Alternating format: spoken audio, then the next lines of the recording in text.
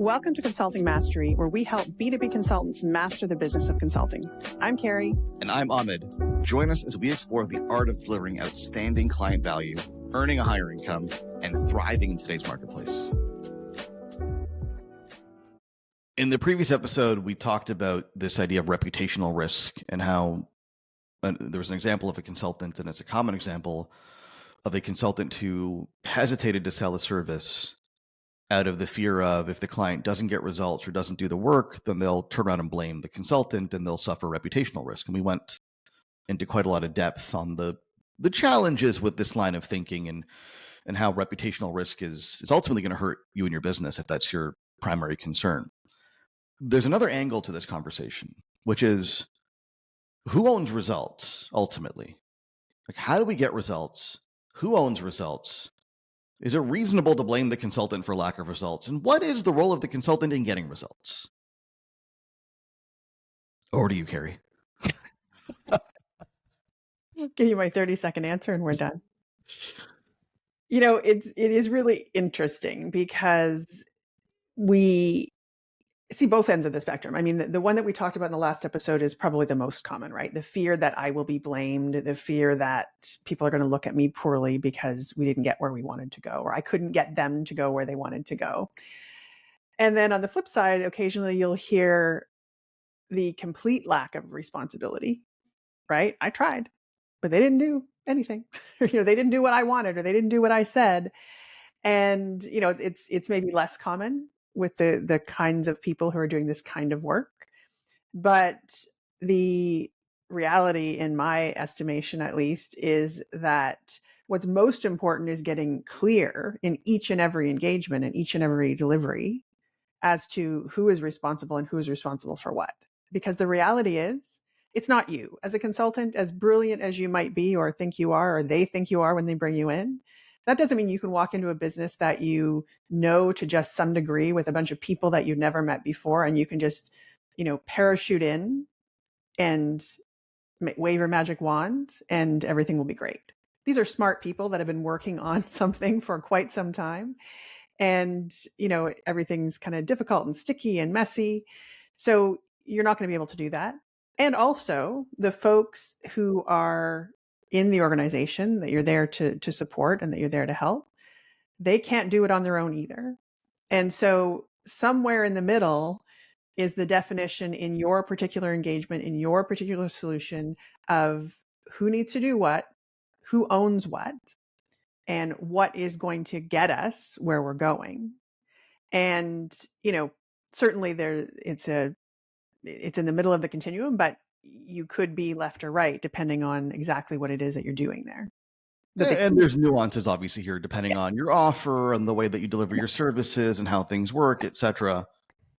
I like the spectrum that you presented here, where on the one hand, one extreme is, I own the results, the consultant owns the results, like I'm going to get it done and it's on me. And on the other hand, well, as long as I do my thing and send my deliverable and do my report, I don't really care what happens after that. It's worth, I think, discussing the challenges on both sides of that equation. When you take too much ownership of the results, I mean, first of all, a lot of clients will love this because they want to just delegate and, and relegate responsibility to somebody else. They want to pass the buck, so to speak. So a lot of clients will love this. And the problem with it is everything that you just mentioned. It's just not practical. I don't care if your service is a done-for-you service. Even if you're doing the lion's share of the work, don't tell me that the client isn't responsible for anything. And don't tell me the client's part in this is immaterial. I mean, there are very few examples of that I've actually seen where you don't need a reasonably good input or cooperation from the client, even in a done-for-you service engagement. Like, that's just not practical for the reasons that you mentioned. And you might win deals that way. And I bet you're not going to get very many case studies out of it because the results tend to not be very good. And on the flip side, if you're just like, well, I'm going to do my part and have my meetings and it's all very input based, right? I'm going to put in these hours, I'm going to write these reports, and I'm going to have these consultations and yada, yada, yada. Well, then the problem with that is it's going to be hard to win deals because clients don't want somebody who's just going to mail it in and give them a report and put in these many hours. Clients are looking for results and outcomes. And so that middle ground you're referring to is really the sweet spot where clients want somebody who can give them confidence that they're, first of all, bought into getting results and have results in mind, and that they have a process that can facilitate results. But they also understand that we've got to do our part. We've got to, deliver our end of the bargain here, our side of the equation, in order to get results. And for you as the consultant, that's the client that you want. The client that's like, you do everything and let us know when it works. Yeah, you might win that deal. They're going to be a bad client. They're going to be a nightmare of a client. Whereas a client who says, well, look, I understand this is a partnership. You've got to do your thing. We've got to do our thing. And if we both do our things and we do them properly, we're going to get great results. That's the client you want. The other reality is that things will likely shift a little bit as time goes by, right? As you're working with the client, as you start to see what's really going on, there will be moments where you need to push them more, and there will be moments where you need to take a little bit more on. And one thing I would say is getting too attached to and caught up to some kind of model is dangerous. You need to be attached to the overall perspective, right, of what you're going to bring to the table and what they need to bring to the table. But the thing to keep in mind beyond that, so that you don't get kind of too caught up into the, they did this and I didn't do this, is what are we really trying to get to, right? Like, what's the whole point? Why are we here? And what's in the best interest of resolving this in a, successful and durable way, which is, generally speaking, why we're walking into organizations to help them. And you nail this balance. And I think this is really the holy grail of consulting, where your value add to the client's organization is your insight and your expertise and the very specific activities that only you can execute on, complemented by their infrastructure, their operations, their team, their existing domain knowledge, all of their assets and resources that they bring to the table, likely larger than yours. And this is where there's a real synergy.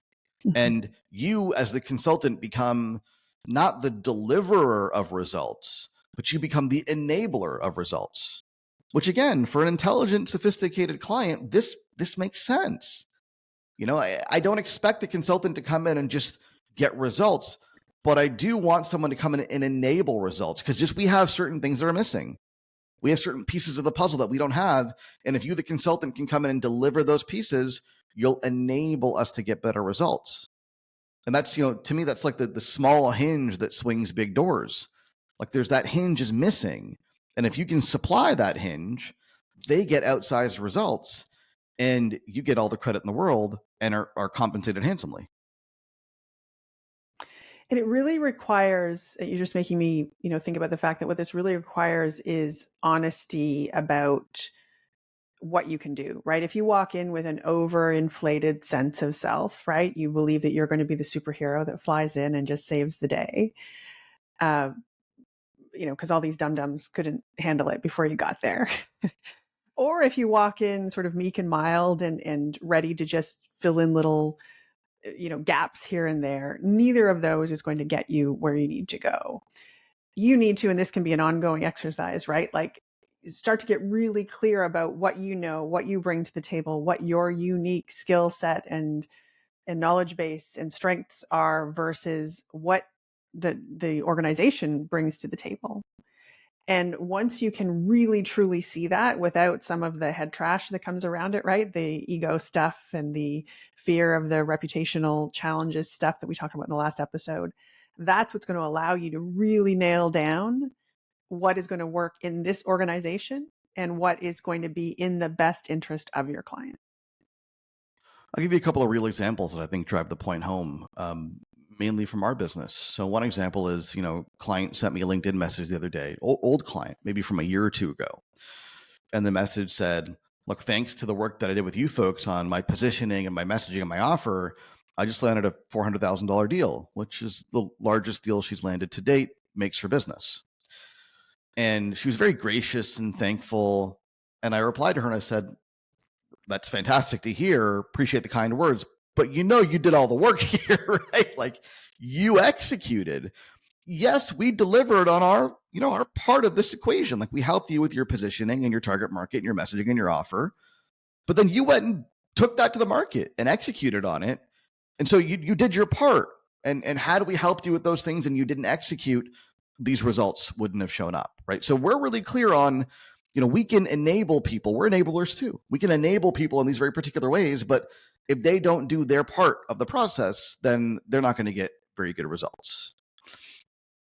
It's worth thinking about, in addition to the result that you're going in to work on, how do you want them to feel when you walk away, right? And the best case scenario is when you leave that client feeling, more knowledgeable than they were before, feeling more capable than they were before, feeling more confident than they were before. It doesn't do anyone any favors if you walk away and they just feel not great about the whole situation, right? And so thinking about what you want to leave them with and what's going to be in their best interest so they can continue on and move forward, and recognize that that's not in opposition to them working with you again. In fact, it's going to support that. Yeah. And so, I think getting clear about not just what you want to deliver, what the sort of hard solution is, but what you want to leave in your wake is also a critical, thought process to go into or to go through before you walk into any engagement. And I think what's necessary for all this to happen is something we've talked about time and time again on the show is getting really clear on your focus and what your highest leverage activity is. What is the expertise? What is the activity? What is the deliverable? What is the process that you can execute and you can deliver and you can work on the client that has the highest yield, that's going to get them the best results? If you try to focus on anything and everything, then the results will be diluted. Here's another example that comes to mind to bring this home. We serve clients in the B2B space, right? B2B consulting professional services, anybody in that scope, as long as you're not a commoditized service, it's fair game. Like we've served clients in every B2B consulting segment you can think of over the past 6 years. But often we get the question like, well, how much do you know about my market? How much do you understand my market? And the truth is probably a lot, because we probably work with clients who are more successful than you in your market. And therefore we know what works and what doesn't work. But the answer is not as much as you. That's not our job. I'm not going to have the hubris and pretend to know more about your market and have more domain knowledge about your industry than you do. That's your job. You bring the domain knowledge. You bring the industry expertise to the table. We bring the marketing processes, the sales processes, the customer research processes. We train you on how to integrate and execute those processes in your business. So we're clear on what we do, and we're clear on what you bring to the table. We're not pretending to do more than what we can do.